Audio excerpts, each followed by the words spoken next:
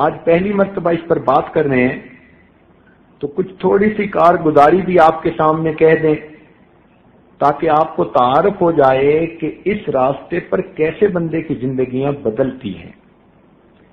یہ آج ایک مرتبہ کسی ایئرپورٹ پر بیٹھا تھا، کافروں کا ملک تھا، ایک نوجوان دیکھنے میں بہت خوبصورت پرسنالٹی اپنے ہاتھ میں شراب کی بوتل لیے پیتا ہوا جا رہا تھا۔ جب قریب سے گزرا اور اس نے اس عاجز کی طرف دیکھا تو 5-10 قدم آگے جانے کے بعد پھر واپس آیا اور ہیلو ہائے کرنے کے بعد مجھے کہتا ہے I want to be like you. میں نے اس کی طرف دیکھا کہ منہ سے شراب کی بو آ رہی ہے، ہاتھ میں اس نے شراب کی بوتل پکڑی ہوئی ہے۔ یہ عاجز سمجھا کہ شاید یہ اس وقت اپنے ہوش میں نہیں، پرواز کر رہا ہے، اور اس کو فقیر کا یہ لباس اچھا لگا تو پوچھا کہ آپ کو یہ پگڑی، امامہ اور جبہ وغیرہ اچھا لگا؟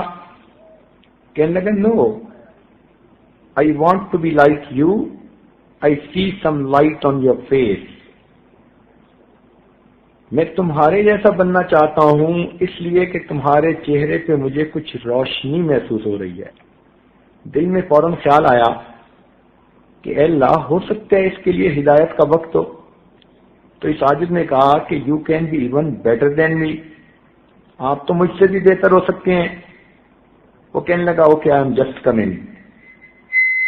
سامنے ایک واش روم تھا، وہ نوجوان سیدھا اس میں چلا گیا اور اس نے دیکھتے دیکھتے وہ بوتل شراب کی ٹریش کین کے اندر پھینک ماری، اور پھر اس نے اپنا ہاتھ منہ دھویا، کلی کی، فریش اپ ہوا، اور فریش اپ ہو کے پھر اس عاجز کے پاس آ کر کرسی پر بیٹھ گیا اور کہنے لگا let me introduce my self. میں نے کہا ٹھیک ہے۔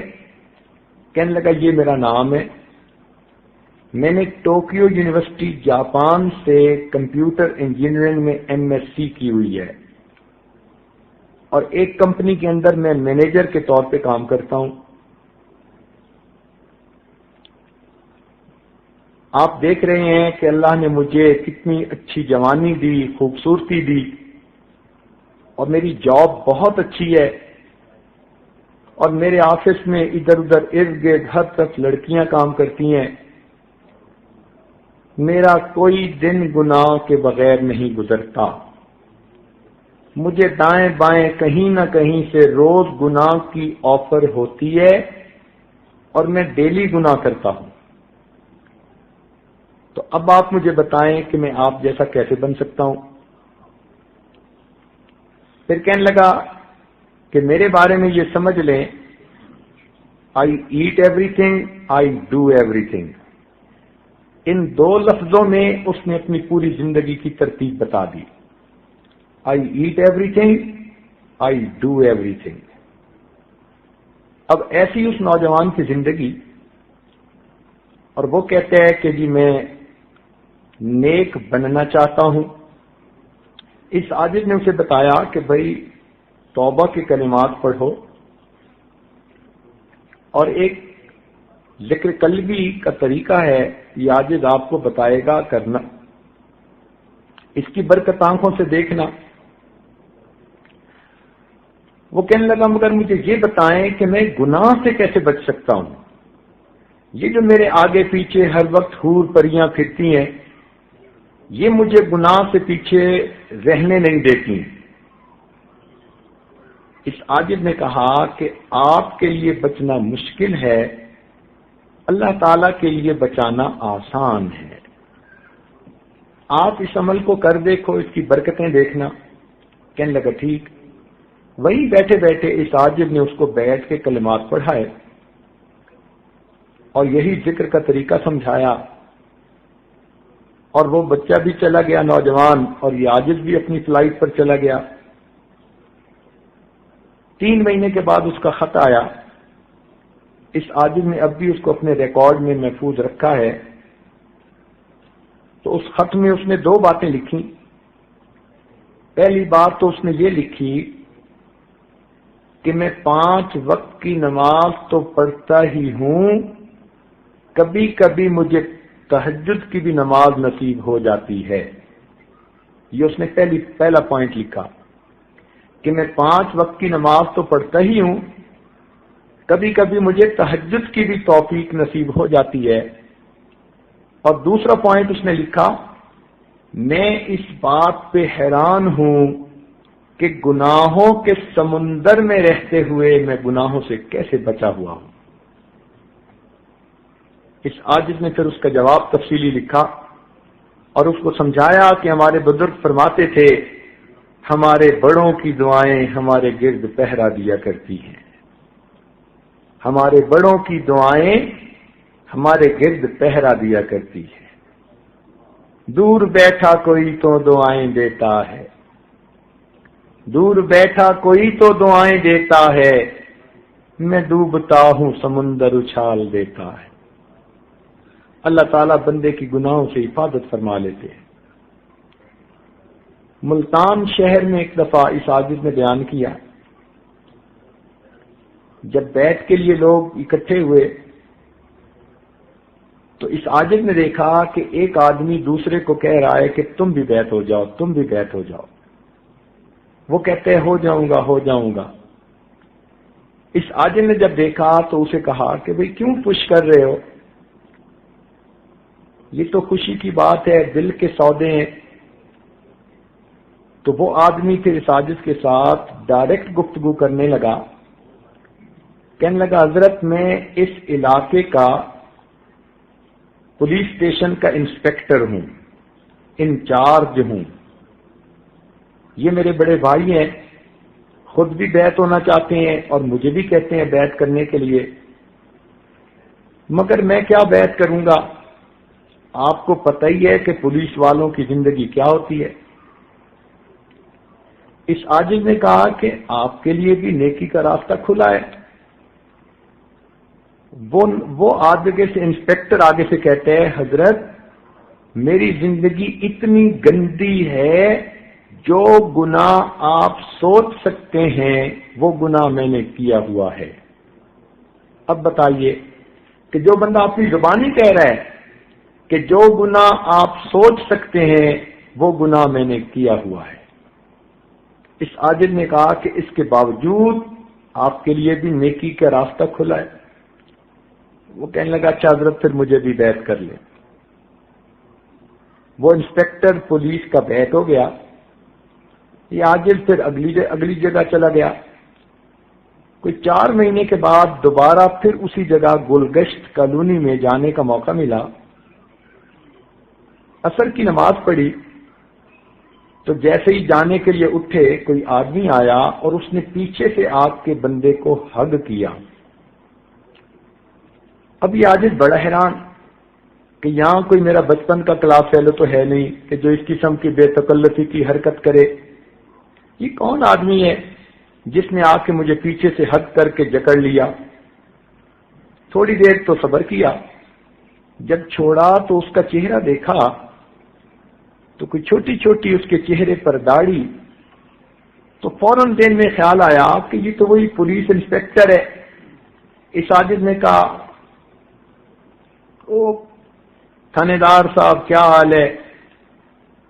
تو جب یہ کہا تو اس نے فوراً آگے سے جواب دیا حضرت تھانے دار تو اس دن مر گیا تھا، اب آپ کا غلام زندہ ہے۔ پھر مسجد کے نمازیوں کے سامنے اس نے کہا آن ڈیوٹی ایس ایچ او،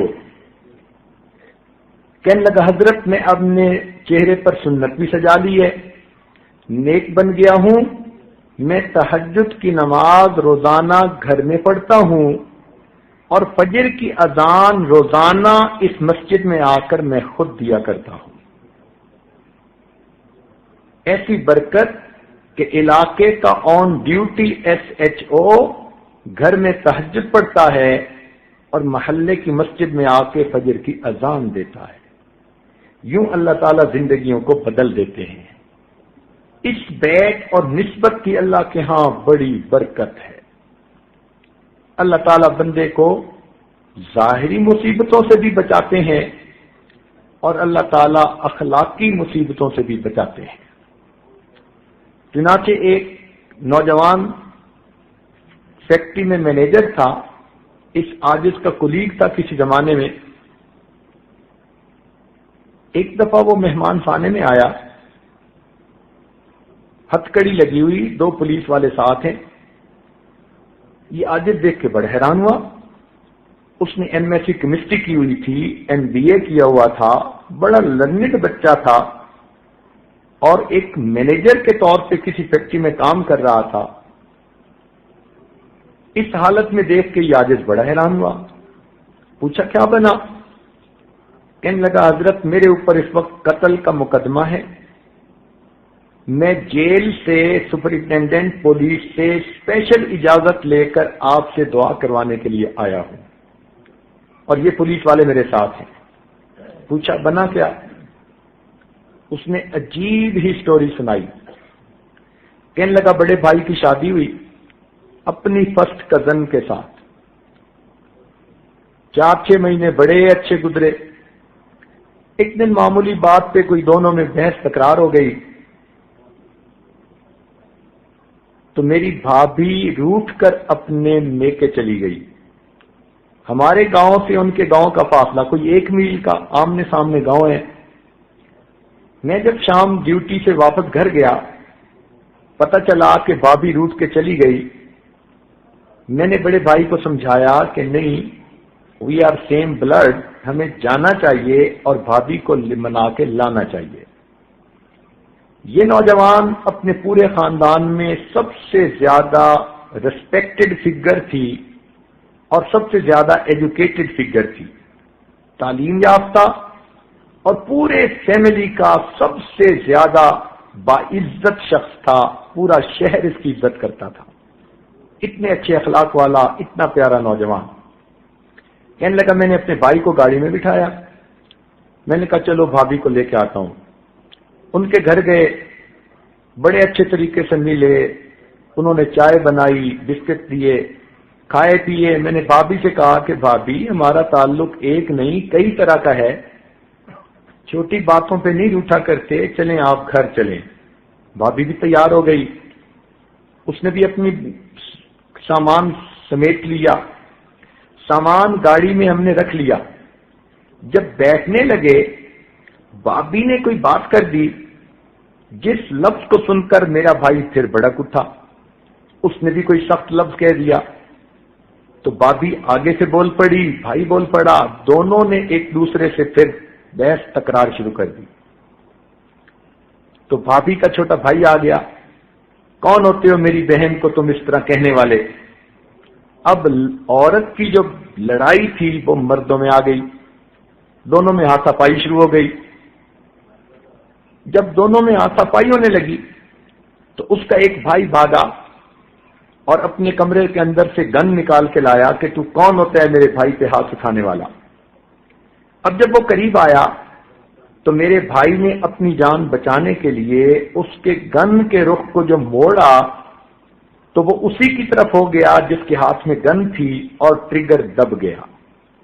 جھگڑے کے اندر وہ جو بندوق چلی تو جو لانے والا بندہ تھا وہ خود موقع کے اوپر اسی وقت ڈھیر ہو گیا، مر گیا۔ ہم تو اس ذہن میں سوچ بھی نہیں سکتے تھے کہ یہ واقعہ پیش آئے گا۔ میں نے انہیں کہا کہ اس کو اٹھائیں، ہاسپٹل لے جاتے ہیں، مگر وہ تو اسی وقت ہی ٹھنڈا ہو گیا۔ اس کے بھائیوں نے مجھے پکڑ لیا اور میری بھابھی کہنے لگی کہ ہاں اس پہ مقدمہ بنوائیں گے اور ہم اپنے بھائی کے بدلے میں اس کو پھانسی لگوائیں گے۔ تو میرا بھائی تو بھاگ گیا۔ اب وہ بھابھی ایسی چلاک کہ اپنے خاوند کو بچا رہی ہے اور مجھے کہنے لگی کہ اس کو پھانسی چڑھوائیں گے، یہ ان کے خاندان کا سب سے زیادہ ریسپیکٹڈ بندہ ہے۔ پولیس آ گئی، میں مجرم کے طور پہ موقع پہ پکڑا گیا، ڈیڈ باڈی بھی مل گئی، گن بھی مل گئی، گواہ بھی مل گئے، جو کچھ کسی بندے کے قتل کا پروف ہو سکتا ہے وہ سب کا سب 100% موجود تھا۔ مجھے جیل پہنچا دیا گیا، ہتھکڑیاں بیڑیاں لگا دی گئیں۔ میرے وکیل نے کہا کہ پولیس نے مقدمہ ایسا زبردست درج کیا ہے کہ آپ کے بچنے کی 100 میں سے ایک حصہ بھی امید نہیں ہے۔ دیوار پہ لکھا مجھے نظر آ رہا ہے کہ تمہیں پھانسی دے دی جائے گی۔ میں دعائیں کرتا رہا، آپ کا خیال آیا تو میں نے آپ کے بارے میں پتہ کروایا تو پتہ چلا کہ بیرون ملک گئے ہوئے تھے۔ کل پتہ چلا کہ آپ واپس آئے ہیں، تو میں نے پھر پولیس جو جیل کا سپرنٹینڈنٹ تھا اس سے بہت بڑی کوئی سفارش کروا کے اجازت لی کہ میں آپ سے دعاؤں کروانے کے لیے آنا چاہتا ہوں، چونکہ وہ بھی آپ کو جانتا تھا۔ اس نے پولیس والوں کو ساتھ بھیج دیا کہ جاؤ پیر صاحب سے دعا کروا کے آؤ۔ اس لیے اب میں یہاں آیا بیٹھا ہوں۔ اب آپ مجھے بتائیں، میں آپ کا کولیگ ہوں، اتنا میں آپ کا محبت کرنے والا دوست ہوں، ممکن ہے میری آپ کی آخری ملاقات ہو، اور یہ کہہ کے اس نوجوان نے رونا شروع کر دیا۔ اب ایک بے گناہ نوجوان، اور اس کی عمر بھی کوئی 28 سال ساری تھی، اور اس کی شادی میں بھی ابھی کوئی 6 مہینے تھے جو ہونی تھی۔ اتنی پیاری اس کی شخصیت، پرسنالٹی، اتنے موٹے موٹے آنسو اس کے گر رہے ہیں، اور کہہ رہا ہے کہ یہ میری اور آپ کی ممکن ہے آخری ملاقات ہو۔ کہنے لگا بتائیں میں کیا کروں۔ اس عاجز نے اسے بتایا کہ ایک نعمت ہے جو اللہ رب العزت نے اپنے مشائخ کے ذریعے اس عاجز کے سینے میں ڈالی ہے۔ آپ اس نسبت کے اپنا تعلق جوڑیں اور اللہ کے حضور اس نسبت کو پیش کریں۔ اللہ تعالیٰ کے ہاں نسبت کی بڑی لاج ہے۔ اس نے کہا جو کہیں گے میں کرنے کو تیار۔ چنانچہ اس عاجز نے اس کو یہی بیعت توبہ کے کلمات پڑھائے اور اس کو ذکر مراقبے کا طریقہ بتایا، اور یہ بات سمجھائی کہ جب بھی نماز پڑھنا بس یہ دل میں دعا کرنا کہ اے اللہ، میں ان مشائخ کے ساتھ روحانی تعلق رکھنے والا ایک غلام ہوں، ایک مصیبت میں مبتلا ہوں، ان مشائخ کی برکت سے مجھے مصیبت سے نجات عطا فرمائی۔ وہ نوجوان نم والی آنکھوں کے ساتھ چلا گیا، پرنم آنکھوں سے چلا گیا۔ اس عاجز کو پھر کہیں باہر جانا تھا ملک میں، پھر چلا گیا۔ 3-4 مہینے کے بعد پھر واپس جب اپنے ملک میں پہنچا تو گھر میں تھا کہ بیٹے نے ایک مٹھائی کا بڑا ڈبہ لا کر دیا کہ جی کوئی مہمان خانے میں آدمی آئے ہیں، انہوں نے سلام بھیجے ہیں اور مٹھائی آپ کے لیے لائے ہیں۔ مٹھائی کے ڈبے پر دیکھا تو ان کا نام لکھا ہوا تھا۔ عاجز بڑا حیران ہوا، فوراً مہمان خانے میں پہنچا، دیکھا تو وہ ہنستا مسکراتا چہرہ سامنے تھا۔ میں نے پوچھا کہ آپ آزاد ہو گئے، بچ گئے؟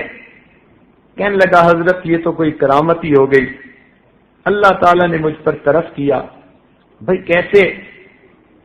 کہنے لگا کہ مسئلہ یہ بنا کہ جب ڈیڈ باڈی کا پوسٹ مارٹم کیا گیا تو جو سرجن اس کا پوسٹ مارٹم کر رہا تھا اس نے اس کے جسم سے جو گولی نکالی جس سے اس کی ڈیتھ ہوئی تھی، تو اس کی پیمائش تو اس نے ملی میٹر میں کی، مگر غلطی سے لکھتے ہوئے اس کو انچ یونٹ میں اس نے لکھ دیا، یعنی سائز اس کا ملی میٹرک سسٹم میں اس نے لیا، مگر بائی مسٹیک جو پیپر پر اس نے لکھا تو اس نے 7 انچ سکیل لکھ دی۔ کہنے لگا کہ جب جج کے سامنے کیس پیش ہوا تو جج نے بلٹ کو دیکھا اور اس کا سائز پڑھا، تو جج نے کہا کہ سرجن جو کہہ رہا ہے کہ اس بلٹ سے اس کی ڈیتھ ہوئی، یہ وہ گولی تو نہیں ہے۔ اب جب اس پر بات آگے بڑھی تو معاملہ شک میں آ گیا، اور قانون یہ ہے کہ جب کسی میں شک آ جائے تو پھر اس بندے کو پھانسی نہیں دی جاتی، جج نے اس کو بنیاد بنا کر مجھے باعزت بری کر دیا۔ یہ نسبت کی برکتیں ہیں، اللہ رب العزت یوں مصیبت سے بندوں کو بچا دیتے ہیں۔ ہمارے ایک دوست ہیں حاجی صاحب، ہم ان کو کہتے ہیں، جامعہ رحمانیہ کے نام سے ایک مدرسہ ان کے زیر سرپرستی چل رہا ہے، اپنے علاقے کے نواب ہیں۔ یہ عاجز بخاری شریف کی ابتداء کے لیے، افتتاح کے لیے یا آخری درس کے لیے وہاں حاضری دیتا رہتا ہے۔ ایک مرتبہ کہنے لگے کہ حضرت میرا ایک کزن ہے، بڑا لینڈ لارڈ ہے اور اس پورے علاقے کا MNA ہے، ممبر نیشنل اسمبلی، اور وہ 35 سال سے ممبر نیشنل اسمبلی مستقل بن رہا ہے۔ علاقے کے اندر اتنا اس کا ہولڈ ہے کہ وہ اگر کسی کھمبے کو بھی اپنی طرف سے کھڑا کر دے تو لوگ اس کو بھی ووٹ دے کے MNA بنا دیں گے، پارٹی یہ ہو یا پارٹی وہ ہو۔ وہ اکیلا کھڑا ہوتا ہے، آزاد، اور ہر دفعہ MNA بن جاتا ہے، اس کے مقابلے پہ کوئی کھڑا بھی نہیں ہوتا۔ عوام اتنا اس کے ساتھ اٹیچڈ ہیں۔ بنیادی وجہ کہ وہ اربوں پتی انسان ہے۔ یہ پورا شہر جو آباد ہوا یہ ان کی زمین ملکیت تھی، انہوں نے بیچی، لوگوں نے خریدی۔ اب پورے شہر کی زمین جس نے بیچی ہو تو اس کے ایسٹس کتنے ہوں گے؟ کہنے لگا کہ مگر ذاتی طور پر وہ بڑا بگڑا ہوا ہے۔ جوانی میں اس کے والد نے اس کو UK تعلیم کے لیے بھیج دیا اور وہاں جا کے وہ بالکل ویسٹرنائزڈ ہو گیا، اور جب وہ یہاں واپس آیا تو وہاں کے ماحول کو وہ یہاں خود لے کے آیا۔ دین سے اس کو کوئی مس نہیں، گھر میں اس نے پینے پلانے کا سسٹم ابھی بھی رکھا ہوا ہے، اس کے پاس دن رات کے مہمان اب بھی آتے رہتے ہیں۔ اس کی ذاتی زندگی اتنی گندی ہے کہ سوچ بھی نہیں سکتے، لیکن کیونکہ مالدار ہے، لوگوں کے کام کرواتا ہے، لوگ کہتے ہیں جی اس کی ذاتی زندگی کا وہ جانے، ہمارے بیٹے کی نوکری لگوا دی، ہماری مصیبت دور کر دی، ہمارا کیس ختم کروا دیا۔ چونکہ وہ پبلک کے کام کرواتا ہے تو پبلک ووٹ اسی کو دیتی ہے۔ میرا جی چاہتا ہے کہ وہ لکھا پڑھا ہے، اس وقت اس کی عمر کوئی 65 سال کے قریب ہو چکی، تو اگر آپ اس کے ساتھ ملاقات کر لیں تو ہو سکتا ہے اس کی زندگی بدل جائے۔ اس عاجز نے کہا کہ ابھی تو فرصت نہیں، واپس جانا ہے، اتنا ہے کہ جب جاؤ تو اس کو اس عاجز کا سلام پہنچا دینا۔ جب اگلے سال پھر بخاری شریف کی تقریر کے لیے گئے تو حاجی صاحب بڑے خوش، حضرت میں نے پچھلے سال آپ کے سلام دیے تھے، اور MNA صاحب تھوڑی دیر سوچتے رہے، پھر کہنے لگے یار آپ کے پیر صاحب آئیں تو میری بھی ملاقات کروانا۔ تو حضرت آج تو آپ کی میں نے ضرور ملاقات کروانی ہے۔ اس عاجز نے کہا کہ ان کے پاس جائیں اور جا کر کہیں کہ اگر میں آپ کو ملنے کے لیے آؤں تو بئس الفقیر علی باب الامیر، برا فقیر وہ ہوتا ہے جو کسی امیر کے دروازے پہ چل کے جائے، اور اگر آپ ملنے کے لیے آئیں گے تو نعم الامیر علی باب الفقیر، آپ نعم الامیر بنیں گے، فقیر کے پاس چل کے آئیں گے۔ اب آپ بتائیں کہ کیا کرنا بہتر ہے؟ جب حاجی صاحب نے جا کے اس کو کہا، اس نے کہا اچھا میری پجاروں نکالیں، وہ تو وہی مدرسے میں ہی آ گیا۔ مدرسے کے طلباء نے دیکھا کہ MNA صاحب آ گئے، وہ بڑے حیران کہ اس کا تو دین سے کوئی تعلق ہی نہیں نظر آتا تھا، نہ جمعہ میں، نہ مسجد میں، نہ عید میں، یہ تو بندہ ہی اور طرح کا تھا۔ خیر وہ مدرسہ میں آیا، اس عاجز کے پاس کمرے میں بیٹھا، اس عاجز نے اس کے سامنے تھوڑی دیر توبہ استغفار کے عنوان پر بات کی، سنتا رہا۔ پھر کہتے ہیں حضرت توبہ تو وہ کرے جس کی کچھ نیکیاں ہوں اور کچھ گناہ ہوں، اور جس کے پاس ہو ہی گناہ، نیکی ہو ہی نہیں، وہ کیا کرے؟ اس عاجز نے سمجھایا کہ نہیں، آپ کے پاس بھی نیکیاں ہیں، گناہ بھی ہیں۔ کہنے لگا میں تو کوئی نیکی کا کام نہیں کرتا۔ میں نے کہا دیکھو، نیکی صرف مصلے کے ساتھ وابستہ نہیں ہوتی، نیکی کا پھیلاؤ بہت زیادہ ہے۔ آپ کے پاس بیوائیں آتی ہیں، آپ ان کو سپورٹ کرتے ہیں؟ کہنے لگا جی ہاں کرتا ہوں۔ یتیم بچیوں کی شادیاں کرواتے ہیں؟ جی میں کرتا ہوں۔ دکھ اور مصیبت زدوں کی مصیبت دور کرنے میں ان کی ہیلپ کرتے ہیں؟ جی میں کرتا ہوں، یہ کام تو میں بہت کرتا ہوں۔ میں نے کہا یہ سب نیکی کے کام ہیں، اللہ تعالیٰ نے آپ کو نیکی کے کام کی بھی توفیق دی ہے، بس مصلے کے ساتھ آپ کو لگاؤ نہیں۔ آپ کی زندگی کی ترتیب ذرا اس وقت تک کافروں والی ہے، جو کافر ملکوں میں ہے، مگر چونکہ آپ کلمے پر ابھی قائم ہیں اس لیے ایمان سلامت ہے۔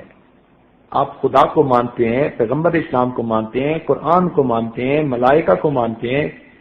کہنے لگا جی ہاں میرا ایمان تو پکا ہے۔ میں نے کہا باقی پھر سب غلطیاں معاف ہونے کے قابل۔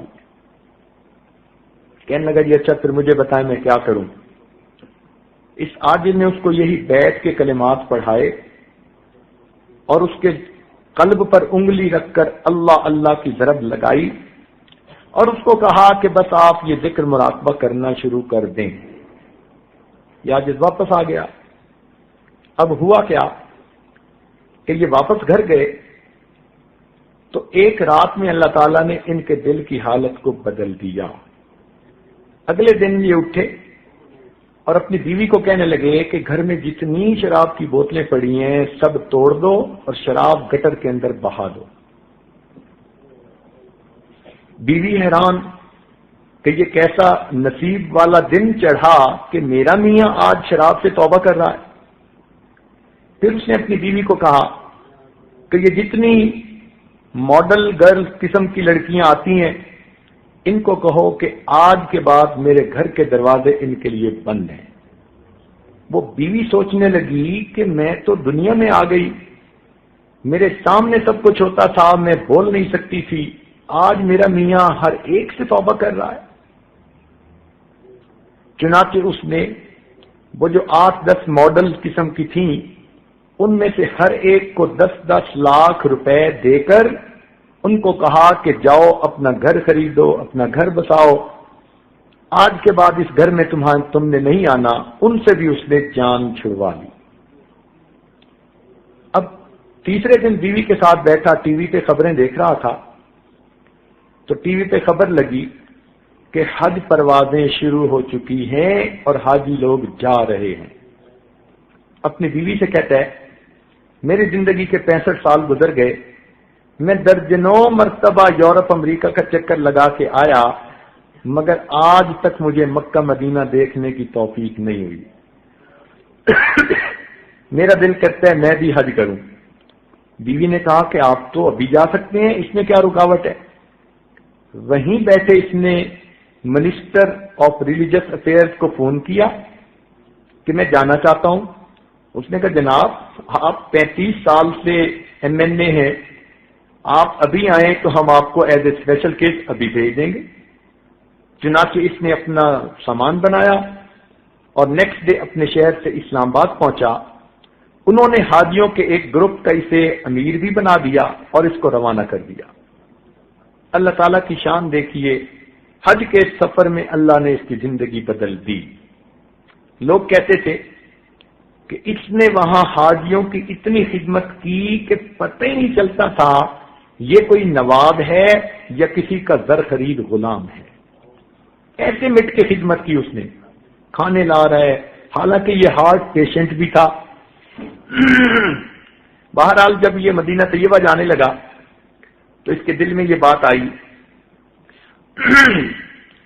کہ میں اللہ کے محبوب کے در پہ حاضر ہو رہا ہوں، میں اپنی شکل تو بنا لوں پہنچنے والی۔ چنانچہ اس نے چہرے کے اوپر داڑھی والی سنت سجانے کی نیت کر لی۔ اب یہ حج کے بعد واپس آیا، لوگ حیران، سر پہ ٹوپی، چہرے پہ ریش سجی ہے، 5 وقت کا نمازی بن گیا، اب شہر کے علماء کو پتہ چلا تو سب علماء نے مل کے مشورہ کیا کہ پہلے تو ہماری صرف بنتی نہیں تھی، اب یہ نیک بن گیا، اب ہمارا حق بنتا ہے کہ ہم چل کے جائیں اور ان کو جا کر مبارکباد دیں۔ چنانچہ شہر کے 30-35 علماء ان کی ملاقات کے لیے گئے۔ یہ عصر کی نماز پڑھ کے فارغ ہوئے،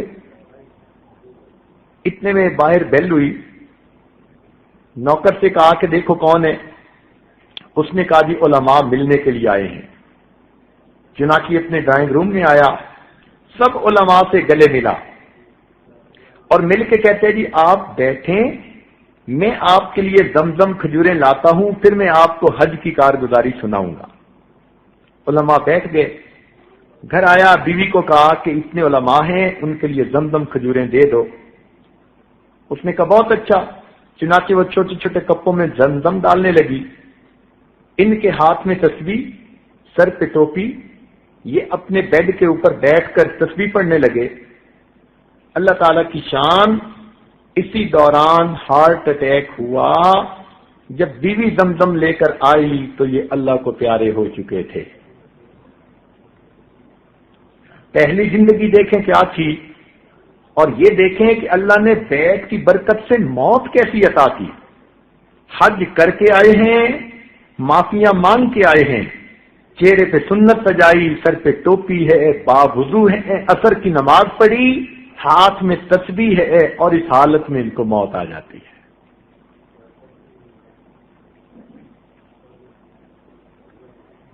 حضرت قاری محمد طیب رحمۃ اللہ علیہ کا واقعہ ایک کتابوں میں لکھا ہے کہ ایک عورت نے ان سے بیعت کی اور اس کے بعد اس عورت کا ان سے کوئی رابطہ بھی نہ رہا۔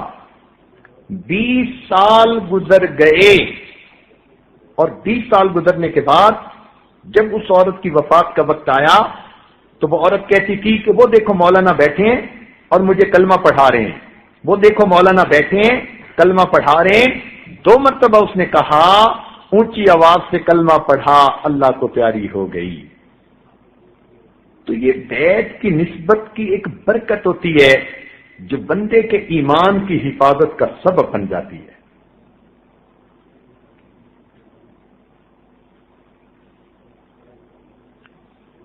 ہمارے ایک دوست ہیں، ان کا جوان بیٹا امریکہ میں 18 سال 17 سال کی جو عمر کو پہنچا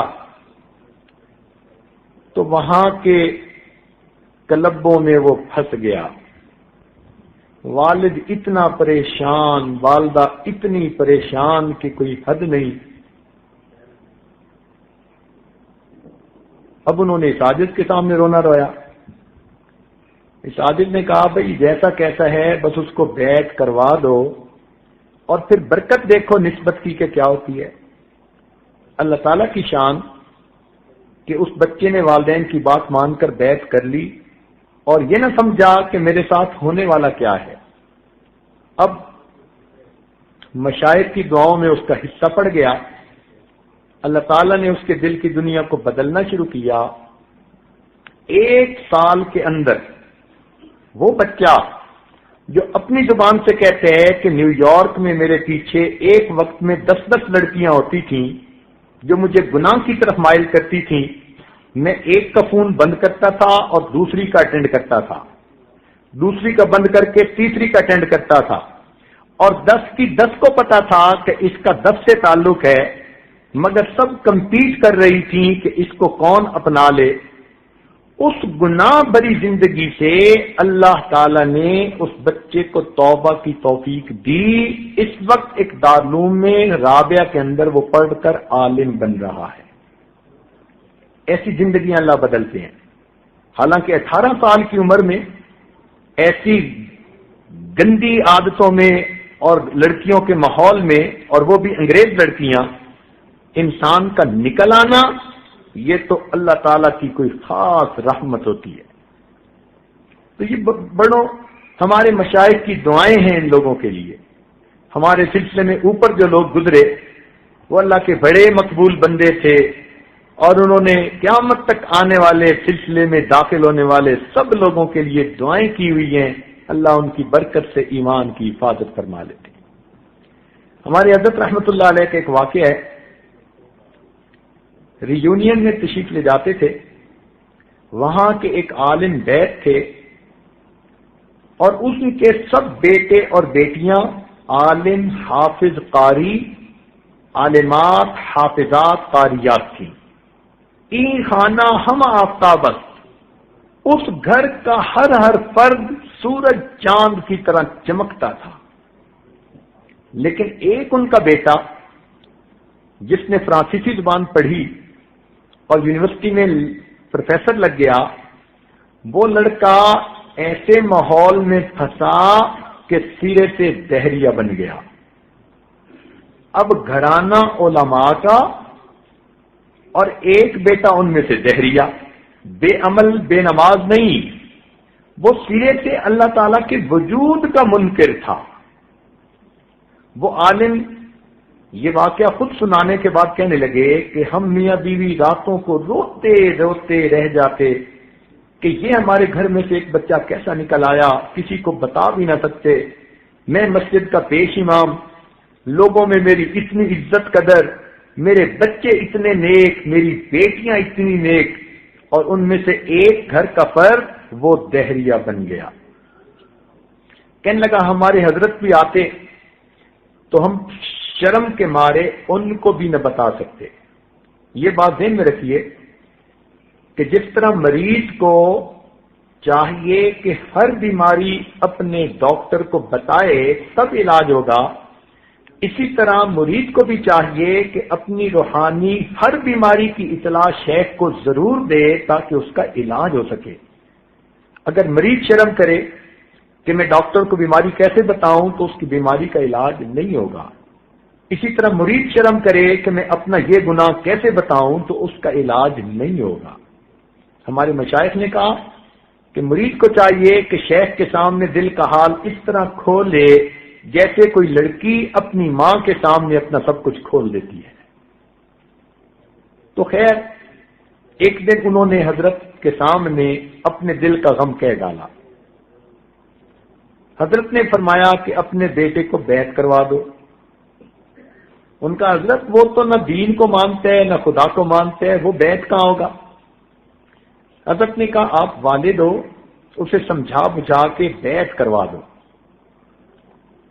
اب اس کے والد نے بات کی، لڑکا کہنے لگا نہ میں خدا کو مانتا ہوں، نہ نبی کو مانتا ہوں، نہ اسلام کو مانتا ہوں، میرا کیا واسطہ؟ والد صاحب نے کہا بیٹا ہم سب بیعت ہیں، تم بھی بیعت کر لو۔ جب زیادہ پش کیا تو وہ کہنے لگا کہ اچھا آپ لوگوں کی مجبوری سے میں بیعت تو کر لیتا ہوں مگر میں نے کرنا کرانا کچھ نہیں۔ انہوں نے حضرت صاحب سے پوچھا، حضرت صاحب نے فرمایا کہ میں نے تو کرنے کے لیے کچھ کہا بھی نہیں، میں نے تو کچھ نہیں کہا کہ یہ کرنا وہ کرنا، کچھ نہ کرے، فقط بیعت کے کلمات پڑھے اور پھر اس کی برکت آپ دیکھیے۔ چنانچہ ماں باپ نے پھر اگلے دن سمجھایا، حتیٰ کہ اس بچے نے حضرت کے ہاتھوں میں ہاتھ دے کر توبہ کے کلمات پڑھ لیے۔ وہ نہ سمجھ سکا کہ کسی اللہ والے کے پڑھانے پر جو یہ کلمات پڑھے جاتے ہیں اس توبہ کو ایک نسبت ہوتی ہے بزرگوں کے ساتھ۔ اب کیا ہوا کہ وہ گھر میں تو پہلے بھی ہوتا تھا لیکن حضرت سے ملتا ہی نہیں تھا۔ اب بیعت کی برکت کے بعد اس کے دل میں حضرت کی عقیدت محبت پیدا ہونی شروع ہو گئی۔ چنانچہ کبھی وہ گھر سے کھانا لا کے حضرت کے سامنے دسترخوان بچھا دیتا، کبھی پانی لا کے دے دیتا، کبھی دروازہ کھول دیتا، کبھی محفل میں بیٹھ کے دو باتیں سن لیتا۔ اللہ تعالیٰ کی شان دیکھیے، 1 سال کے اندر اللہ تعالیٰ نے اس کی دل کی دنیا کو ایسے بدلا، اس نے باقاعدہ اسلام قبول کیا، نمازیں شروع کی، چہرے پہ سنت سجائی، اپنی وضاقتہ مسلمانوں والی بنائی، تہجد گزار بن گیا، اور اگلے 2 سالوں میں اس نے ذکر پر اتنی محنت کی کہ 2 سالوں کے بعد ہمارے حضرت نے اس کو اجازت خلافت عطا فرمائی۔ وہ پروفیسر یونیورسٹی کا، پھر اس نے دین کا کام کیا۔ اس وقت ہزاروں طلباء نوجوانوں کے لیے وہ شیخ اور مرشد بن کے کام کر رہا ہے۔ یہ نسبت کی برکت ہوتی ہے کہ دہریوں سے بھی اللہ تعالیٰ پھر دین کا کام لے لیا کرتے ہیں. اللہ تعالیٰ ایمان کی حفاظت فرماتے ہیں. چنانچہ ہمارے ایک دوست حافظ صاحب تھے، ایسی ایمان کی حفاظت، انہوں نے عصر کی نماز پڑھی اور اپنے بھائی کو کہتے ہیں اس عاجز کا نام لے کر کہ حضرت صاحب کو میرے سلام دے دینا اور تم گواہ رہنا میں کلمہ پڑھ رہا ہوں. اور یہ کہہ کے اس حافظ صاحب نے کلمہ پڑھا اور مسجد میں وہیں ان کی وفات ہو گئی. ایسی موت اللہ دیتے ہیں ایمان والی. یوں اللہ تعالیٰ ایمان کی حفاظت فرماتے ہیں. ہمارے ایک دادا پیر خواجہ فضل علی قریشی رحمۃ اللہ علیہ تھے، وہ فرماتے تھے کہ جس بندے نے اس عاجز سے بیٹھ کے کلمات پڑھے اور اس عاجز نے ان کے قلب پر انگلی رکھ کر اللہ اللہ کہی، اس کو ذکر کے بغیر موت نہیں آ سکتی. ایسی مقبول دعائیں ہیں ہمارے مشائخ کی کہ اس توبہ کی برکت سے اللہ تعالیٰ ایمان کی حفاظت فرما لیتے ہیں. چنانچہ ایک واقعہ آخری سنا کر بات مکمل کروں گا. ہمارے اپنے محلہ میں اس عاجز کے کلاس فیلو ہیں. الحمدللہ اس عاجز کو جتنی محبت دنیا میں ملتی ہے اس سے زیادہ محبت اپنے ملک میں ملتی ہے، اور جتنی محبت اپنے ملک میں ملتی ہے اس سے زیادہ محبت اپنے شہر میں ملتی ہے، اور جتنی محبت اپنے شہر میں ملتی ہے اس سے زیادہ محبت اپنے محلے میں ملتی ہے، اور جتنی محبت اپنے محلے میں ملتی ہے الحمدللہ اس سے زیادہ محبت اپنے گھر میں ملتی ہے. لوگ کہتے ہیں کہ گھر کا پیر ہلکا ہوتا ہے. الحمدللہ اس عاجز پر اللہ کا ایسا فضل، اللہ نے گھر میں بھی اس عاجز کو پیر بنا دیا. اس عاجز کی اہلیہ بیوی بھی ہے اور مریدہ بھی ہے. جب وہ دیکھتی ہیں کہ محلے کی وہ لڑکیاں جن کے ساتھ یہ عاجز پرائمری میں پڑھتا تھا یا جن کے ساتھ بچپن میں گلیوں میں کھیلتا تھا وہ آتی ہیں اور بیت ہوتی ہیں تو اس عاجز کی اہلیہ بڑی حیران ہوتی ہیں. کہتی ہیں کہ بچپن کی لڑکیاں تو آدمی کی حقیقت کو جانتی ہیں کہ اس وقت بندہ چھوٹا ہوتا ہے اور طرح کی زندگی ہوتی ہے، مگر اللہ تعالیٰ کی شان کہ جن گھروں میں کھیل کھیل کر یہ عاجز جوان ہوا، آج ان کی بچیاں، ان کی اولادیں سب کی سب الحمدللہ اس عاجز سے بیت ہیں. اللہ رب العزت نے ایسی پاکیزہ جوانی عطا فرمائی کہ اپنے محلے کی گلی کی بہو بیٹیاں بچیاں دادیاں نانیاں سب کی سب اس عاجز سے بیت کا تعلق رکھتی ہے. الحمدللہ رب العالمین. تو اس عاجز کے اختلاف فیلو تھے، وہ بھی اس عاجز سے بیت، اور ان کے والد صاحب بھی اس عاجز سے بیت. حالانکہ ان کے والد تو میرے والد کی عمر کے تھے، مگر اللہ تعالیٰ نے محبت دل میں ان کے ڈال دی، لہذا انہوں نے اس عاجز سے بیت کر لی. اب وہ جو میرے دوست ہیں انہوں نے یہ واقعہ مسجد کے اندر باوضو ہو کر سارے نمازیوں کو سنایا. یہ واقعہ ہم نے بھی سنا تو ہم نے ان کو بلا کر خود بھی یہ واقعہ براہ راست سنا. وہ کہنے لگے کہ میرے والد صاحب بیمار تھے. توجہ سے بات سنیے گا. میرے والد صاحب بیمار تھے حتیٰ کہ ان کے آخری لمحات شروع ہو گئے. ہم 4-5 بھائی 2-3 بہنیں سب ان کی چارپائی کے ارد گرد بیٹھ کر دعائیں کرنے لگے، رونے لگے. کوئی قرآن پڑھ رہا ہے، کوئی یاسین شریف پڑھ رہا ہے، کوئی کلمہ پڑھ رہا ہے، کوئی رو رہا ہے. عجیب کیفیت تھی اور والد صاحب آخری سانس لے رہے تھے. کہنے لگے کہ میں والد صاحب کے چہرے کے بالکل قریب ہو کر بیٹھ گیا اور میں نے اونچی آواز سے کلمہ پڑھنا شروع کر دیا. اتنے میں میری ایک بہن نے اشارہ کیا کہ ابو کے پاؤں تو بالکل ٹھنڈے بے جان ہو چکے. تھوڑی دیر بعد اس نے اشارہ کیا کہ دیکھو ابو کے گھٹنے بھی ڈھلک گئے، ٹانگیں ڈھلک گئیں. ہمیں ایسے لگ رہا تھا کہ جیسے ان کی روح گویا پاؤں کی طرف سے سمٹ کر گھٹنے تک آ گئی. سانس اکھڑا نہیں تھا، تیز ہو گیا تھا اور لگتا تھا کہ بس چند منٹ کی بات ہے. کہنے لگے کہ ایسے میں نے والد صاحب کے چہرے کو متواتر دیکھ رہا تھا. والد صاحب کے ہونٹ بند، میں کلمہ پڑھ رہا ہوں اور والد صاحب نے ایک مرتبہ بھی ہونٹ نہیں ہلائے کہ میں سوچتا کہ والد صاحب نے بھی کلمہ پڑھا۔ میرے دل میں یہ بات آئی، اے اللہ، کیا میرے والد صاحب کلمہ پڑھے بغیر دنیا سے جائیں گے؟ اس خیال کے آتے ہی میں اتنا رویا کہ کوئی حد نہیں۔ کہنے لگے اللہ نے میری مدد کی۔ میرے دل میں ایک خیال آ گیا، میں نے اپنے دل کے اندر دعا کی، اے اللہ، میرے والد صاحب کی بیعت کا تعلق فلاں سے ہے، اس عاجز کے بارے میں سوچا، اور ان کا بیعت کا تعلق فلاں سے ہے، فلاں سے ہے، اور یہ سلسلہ اوپر چلتے چلتے صدیق اکبر اللہ عنہ تک پہنچتا ہے۔ اے اللہ، اگر ان مشائخ کا تیرے ہاں کوئی مقام ہے، ان کی برکت سے ان کے ایمان کی حفاظت فرما دے۔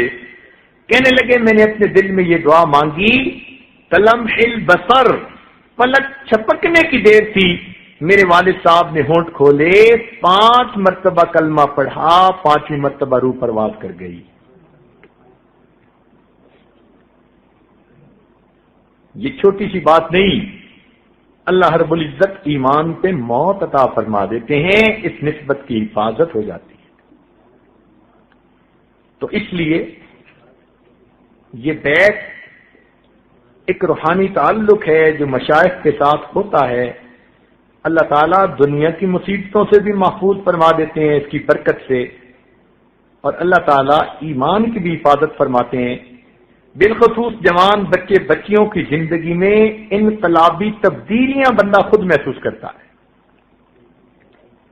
اللہ تعالیٰ ہمیں اپنے مشائخ کی اس نسبت کی حفاظت کی توفیق عطا فرمائے، اور اللہ تعالیٰ ہمیں ایمان پر موت عطا فرمائے، اور قیامت کے دن نبی علیہ السلام کے ہاتھوں حوض کوثر کا جام عطا فرمائے۔ اب چند باتیں معمولات کے بارے میں کہ جو مستورات بیعت ہو چکی ہیں یا ابھی ہوں گی اس محفل میں، چونکہ آج رمضان شریف کی آخری محفل ہے، اس وقت بھی ہم توبہ کے کلمات پڑھیں گے۔ جو پہلے بیعت ہو چکی وہ تجدید بیعت کی نیت کر لیں گی، جو نئے سرے سے بیعت ہونا چاہیں گی وہ بیعت کی نیت کر لیں گی، اور جو دوسرے مشائخ سے عورتیں بیعت ہیں وہ فقط توبہ کی نیت کریں گی، تاکہ محفل میں توبہ کی قبولیت میں وہ بھی شامل۔